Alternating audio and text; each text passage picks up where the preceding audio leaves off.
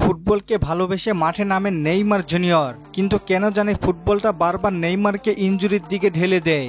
আবারও গতকাল মাঠে নেমে আঘাত পেয়েছেন নেইমার জুনিয়র, কিন্তু নেইমারের কপাল ভালো ছিল, সেই আঘাত হয়তো ইনজুরির দিকে ঠেলে দেয়নি নেইমারকে। মাঠে নেইমার যতবার নামেন ততবারই আঘাতপ্রাপ্ত দেখা যায়। গতকাল রাতে আবারও চোট পেয়েছেন তিনি। গতকাল রাতে একটাই সান্তোসের ম্যাচ ছিল, সেখানে নেইমার জুনিয়র মাঠে নেমে অ্যাসিস্ট কিংবা গোলের দেখা পাননি, কিন্তু ম্যাচে রেখেছেন গুরুত্বপূর্ণ অবদান, করেছেন সর্বোচ্চ চান্স ক্রিয়েট। তাছাড়া ম্যাচের মধ্যে দিয়েছেন 2টি অ্যাকুরেট লং বল, তবে 81 মিনিট পর্যন্ত মাঠে থেকে দলকে জেতাতে পারেননি।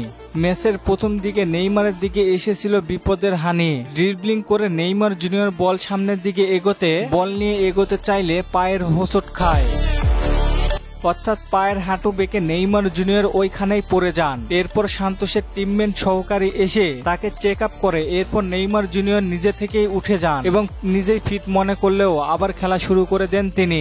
এই আঘাতগুলো নেইমার জুনিয়র জন্য সামনের দিকে ভালো কিছু বয়ে আনবে না।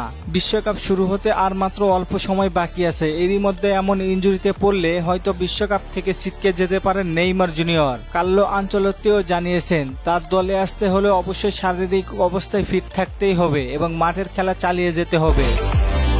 সান্তোসের ম্যাচ চলাকালীন আবার যদি ইনজুরিতে পড়ে তাহলে নেইমার হয়তো বিশ্বকাপ খেলতে পারবে না, তাই নেইমার জুনিয়রকে খুবই সাবধানে থাকতে হবে। নেইমার জুনিয়র মাঠে নেমে 41টি অ্যাকুরেট পাস, 2টি শট এবং 4টি চান্স ক্রিয়েট করেছে সান্তোসের হয়ে।